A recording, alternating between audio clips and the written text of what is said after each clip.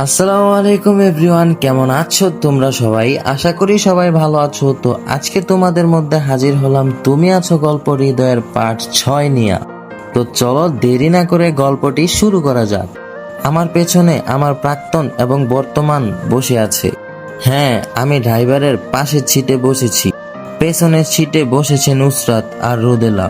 তাদের কথাগুলো কেন জানি আমার খুব বিরক্ত লাগছে। কি এমন বলছে যা আমি শুনতে পাচ্ছি না? রোদেলা কি নুসরাতের কাছে আমার কথা কিছু বদনাম করছে, কিংবা নুসরাত রোদেলার কাছে? এই দুজন মানুষের কাছে তো আমি ভালো মানুষ না। এই দুজন মানুষ আমাকে কেন জানি আপন ভাবতে পারে না, অথচ আমি দুজনকেই আপন ভাবতে চাই।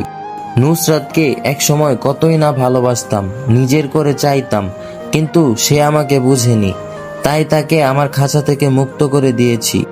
আর এখন রোদেলাকে যখন আমার নিজের মনের খাঁচায় বন্দি করতে চাইছি, তখন সে ডানা মেলে আকাশে উঠতে চাইছে। সবুজ ঘাস লতাপাতা সবকিছু বেদ করে পিচ ঢালা কংক্রিটের রাস্তা দিয়ে অনবরত এগিয়ে চলছে গাড়িটা, গন্তব্য ঢাকা। কিন্তু আমাদের যাত্রাপথে যে এতটা বিরতি হবে সেটা আমরা কখনো ভাবিনি। প্রথমে জ্যাম দেখে ভাবলাম হয়তো বেশি সময় থাকবে না, কিন্তু যখন দুপুর থেকে বিকেল হয়, বিকেল থেকে সন্ধ্যা হয়, কিন্তু ট্রাফিক জ্যাম কমে না, তখন কেন জানি চিন্তা হতে লাগলো, দুইটা মেয়ে নিয়ে এই অন্ধকারে রাত কাটানোটা হয়তো অনেক বেশি ঝামেলায় ফেলবে। যদিও আমার বাসা টাঙ্গাইল, তবে আফসোসের বিষয় হলো টাঙ্গাইলের মির্জাপুরে আমার তেমন পরিচিত কেউ নেই যার বাসায় রাতটা কাটানো যাবে। সকাল 10টার আগে গাড়ি এক চুলও নড়বে না। কুয়াশার কারণে কয়েকটা গাড়ি একসাথে অ্যাক্সিডেন্ট করেছে, যার কারণে পুরো রাস্তায় জ্যাম লেগে গিয়েছে। যখন চিন্তা করছিলাম আজকের রাতটা কিভাবে কোথায় কাটাবো, তখন রোদেলা বলল তার নাকি এক আত্মীয়র বাড়ি আছে, তবে তাদের কারো ফোন নাম্বার নেই, শুধু জানে মির্জাপুরের হাঁটু ভাঙাতে বাড়ি। আমরা যেখানে এখন আছি সেখান থেকে খুব বেশি দূরে নয় রোদেলার আত্মীয়র বাড়ি। তাই গাড়ি থেকে নেমে গেলাম সবাই। অনেক খোঁজার পর প্রায় রাত 11টার সময় সেই কাঙ্ক্ষিত ঠিকানা পেয়ে যাই।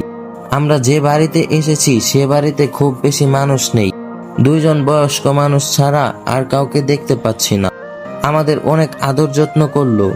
আমাদেরকে পেয়ে তারা খুব খুশি হয়েছে, কারণ এত বড় বাড়ি সবসময় ফাঁকা থাকে। আমাদেরকে পেয়ে হয়তো কিছুটা হলেও তাদের বাড়িটা পূর্ণতা পেয়েছে। রোদেলার বিয়ে হয়েছে যেহেতু তারা জানে, তাই রোদেলার কাছে যখন জানতে চাইলো আমি তার স্বামী নাকি, তখন রোদেলা অনেকটা বিরক্তি নিয়ে বলল, হ্যাঁ। আমি আর রোদেলা এক রুমে থাকলেও নুসরাতকে থাকতে হলো আলাদা রুমে। রোদেলা হয়তো বলতে চেয়েছিল সে আমার সাথে ঘুমাবে না, নুসরাতের সাথে ঘুমাবে, কিন্তু কোনো একটা কারণে হয়তো কথাটা বলতে পারেনি সে। কিন্তু যখন দেখলাম এক বিছানায় এক কাঁথার নিচেই ঘুমাতে হবে, তখন অনেক বড় বিপদে পড়ে গেলাম। যেহেতু এখন শীতের দিন, তাই কাঁথা ছাড়া ঘুমানো কখনোই সম্ভব না। আমি চুপচাপ কথা না বলে লেপের নিচে গিয়ে শুয়ে পড়লাম। তখনই হঠাৎ রোদেলা এসে বলল, এই এই সমস্যা কি আপনার? আপনার সাথে কি এক লেপের নিচে ঘুমাবো নাকি আমি? তখন আমি উঠে বললাম, তাছাড়া তো কোনো উপায়ও দেখছি না। তখন রোদেলা আবারও বলল, আপনারা পুরুষরা কি সবসময় সুযোগের অপেক্ষায় থাকেন নাকি? মেয়েদেরকে কি মনে করেন? তখন আমি একটু রেগে বললাম, আপনি কিন্তু একটু বেশিই বলছেন। আমি আপনার থেকে যদি সুযোগ নিতে চাইতাম তাহলে প্রথম রাতেই নিতাম, এতদিন অপেক্ষা করতাম না। তখন রোদেলা বলে উঠল, আমি নুসরাতের সাথে ঘুমাবো। তখন আমি ওকে আবার বললাম, সেটা আগে বললেন না কেন? তাহলে তো আর এত ঝামেলায় পড়তে হয় না। তখন রোদেলা বলল, ওনারা তো জানেন আমাদের নতুন বিয়ে হয়েছে, এখন যদি হাজবেন্ডের সাথে না ঘুমাই তাহলে হয়তো নেগেটিভ কিছু ভাববে। তখন আমি আবার বললাম, ওনারা নেগেটিভ ভাবলেই কি আর না ভাবলেই কি? তখন রোদেলা বলল, ওনারা কে আপনি জানেন? তখন আমি উত্তরে বললাম, কে ওনারা? তখন রোদেলা আবারও বলল, আমার মায়ের আপন খালা আর খালু, মানে আমার নানা আর নানি। কোনো সমস্যা দেখলেই মাকে ফোন দিয়ে সব বলবে। মেয়ের হাজবেন্ড পছন্দ হয় নাই, নতুন বিয়ে হওয়ার পরেও হাজবেন্ডের সাথে থাকতে চায় না। তখন আমি বললাম, একটা রাতই তো, এমন কিছু ভাবতো না। তখন রোদেলা আবার বলল, আপনি এখন চলেন, নুসরাতকে ডেকে তুলবো, ওর সাথে ঘুমাবো। তখন আমি আবার বললাম, পাগল নাকি আপনি? ওর রুমে যেতে হলে তো আপনার নানা নানির রুমের ভিতর দিয়ে যেতে হবে। তখন রোদেলা আমাকে বলবো আমাদের রাগারাগি হয়েছে, তাই আজ আমরা আলাদা ঘুমাবো। তখন আমি তাকে বললাম, তো এই বুদ্ধি আপনার আগে কোথায় ছিল? তখন রোদেলা বলল, মনে ছিল না। তখন আমি আবার তাকে বললাম, আপনি নুসরাতের সাথে ঘুমাতে পারবেন না। তখন সে উত্তরে আবারও বলল, কেন? তখন আমি বললাম, সমস্যা আছে। তখন রোদেলা আবারও বলল, কি সমস্যা? তখন আমি তাকে একটু রেগে বললাম, বলবো না, আপনি উপরেই ঘুমান, আমার কষ্ট হলেও আজকের রাতটা আমি কোনো মতে পার করে দিব। রোদেলা আমার কথা চিন্তা না করেই আরাম করে ঘুমিয়ে যায়। একজন মানুষ যে তার জন্য সারা রাত শীতে কষ্ট করবে এই দিকে তার কোনো মনোযোগই নেই। সেদিন রাতটা আমার অনেক কষ্ট হয়েছিল। তবুও আমি রোদেলাকে নুসরাতের রুমে যেতে দেইনি, কারণ আমি নুসরাতকে বুঝাতে চেয়েছি আমি তাকে ছেড়ে অন্য কাউকে বিয়ে করে অনেক সুখে আছি। আমি তাকে মনে রাখিনি, তার জন্য চোখের জল ফেলি না। জানি না আমি সফল হয়েছি কিনা, তবে আমি নুসরাতের কাছে সবসময় নিজেকে সুখী মানুষ হিসেবে প্রতিস্থাপন করতে চাই। দুপুরের দিকে আমরা আবার গাড়িতে উঠি। গাড়িতে উঠেই ঘুমানোর চেষ্টা করি। একটা জিনিস ভেবে খুব খারাপ লাগছে, আমি এমন একজন মানুষের জন্য শীতের রাতটা এত কষ্ট করে কাটিয়েছি, যে মানুষটা আমাকে ধন্যবাদ পর্যন্ত জানায়নি। হ্যাঁ, আমি রোদেলার কথা বলছি। সকালে ভেবেছিলাম তার ঘুম ভাঙলে আমি কিছু সময় ঘুমিয়ে নিব, কিন্তু তার ঘুম ভাঙেনি, আমারও আর ঘুম হয়নি। একসময় গাড়িতেই আমি ঘুমিয়ে যাই। অনেকটা সময় ঘুমানোর পরে কারো ধাক্কা অনুভব করি। দেখলাম রোদেলা আমার কাঁধে হাত রেখেছে। তারপর রোদেলা বলল, ঢাকা চলে এসেছি, এবার আর না ঘুমিয়ে কোথায় যাব ড্রাইভারকে বলেন। রোদেলার কথাতে আমার ঘুম পুরোপুরি চলে যায়। মালপত্র সব বাসার ভিতরে নিতে নিতে অনেক রাত হয়ে গেল। বাসাটা আগে থেকেই গুছানো ছিল, অন্তত মানুষ থাকার মতো, তাই বেশি চিন্তা করলাম না। থাকার মতো ব্যবস্থা যেহেতু আছে, সেহেতু আজকের রাতটা অন্তত ঘুমিয়ে কাটাতে পারবো। নুসরাত চলে গিয়েছে, রোদেলা থাকতে বললেও আমি চাচ্ছিলাম সে যেন না থাকে। আমার চাওয়াটাই পূরণ হলো।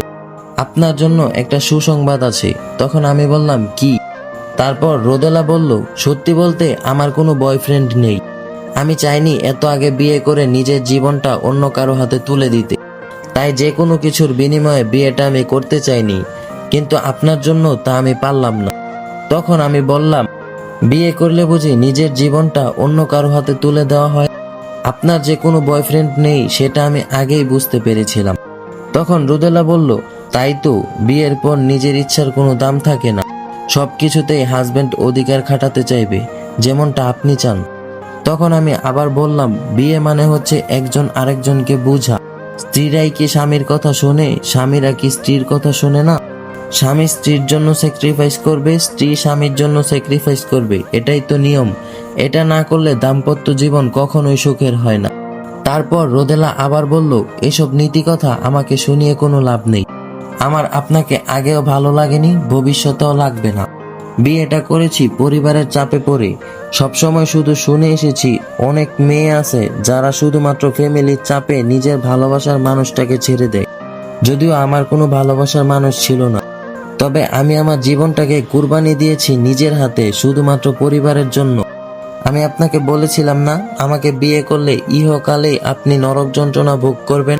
প্রস্তুত হন আমার খারাপ রূপ দেখার জন্য। আমি কতটা খারাপ সেটা আপনি ভাবতেও পারবেন না। এখানে যাই করি না কেন কেউ দেখতে পারবে না, জানতে পারবে না। অত্যাচার কাকে বলে আপনি বুঝতে পারবেন। আমার হৃদয়ে কখনোই আপনি জায়গা পাবেন না। আরেকটা কথা, আমি আপনাকে রান্না করে খাওয়াতে পারবো না। রান্না করে খাওয়ানোর জন্য আমি আপনার কাজের মেয়ে না। তখনই আমি কোনো কথা না বলে রোদেলার ঠোঁটে চুমু খাই। জীবনে প্রথম কোনো মেয়ের ঠোঁটের স্পর্শ নিলাম। সবসময় সিনেমায় দেখে এসেছি জোর করে আদর করতে, জোর করে ভালোবাসতে, কিন্তু কখনো ভাবিনি আমিও কাউকে জোর করে আদর করব। তারপর আমি রোদেলাকে বললাম, অত্যাচার কি শুধু আপনিই করতে পারেন, আমি কি পারি না? এই যে আমি আপনাকে চুমু খেলাম, এটা আপনি কাউকে বলতে পারবেন না। যদি বলেন আমার স্বামী আমাকে জোর করে চুমু খেয়েছে, তাহলে মানুষ আপনাকেই পাগল বলবে। কারণ একজন স্বামীর তার স্ত্রীর উপর এই অধিকারটা আছে। দেখা যাক ভবিষ্যতে কে কাকে বেশি অত্যাচার করতে পারে। কথাগুলো বলে আমি আমার মতো ঘুমিয়ে পড়ি। মেয়েটার অসহায় রাগান্বিত চেহারাটা দেখতে ইচ্ছে করছিল না, তাই তার দিকে না তাকিয়ে মুখটা ঢেকে ঘুমের ঘরে তলিয়ে যাই। তো গাইস, আজকের পার্ট 6 এখানেই শেষ করতেছি। যদি গল্পটা ভালো লাগে তাহলে অবশ্যই একটি লাইক করবে, আর যদি পরবর্তী পার্টটা চাও তাহলে অবশ্যই কমেন্টে জানাবে। আর যদি আমার চ্যানেলে নতুন হয়ে থাকো তাহলে অবশ্যই আমার চ্যানেলটাকে সাবস্ক্রাইব করে পাশে থাকা বেল আইকনটি বাজিয়ে দিবে, যেন সকল ভিডিও আপলোড করার সাথে সাথে তোমার কাছে সর্বপ্রথম চলে যায়। ধন্যবাদ সবাইকে।